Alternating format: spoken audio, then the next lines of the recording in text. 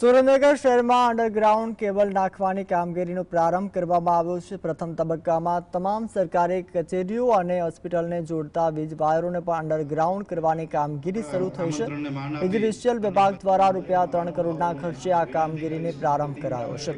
વરસાદી વાતાવરણ દરમિયાન થતી શોર્ટ સર્કિટની ઘટનાઓને વીજ વિભાગ સંબંધિત સમસ્યાઓના નિરાકરણ માટે આ પ્રથમ નવતર પ્રયોગ તરીકે હાથ ધરાયો છે।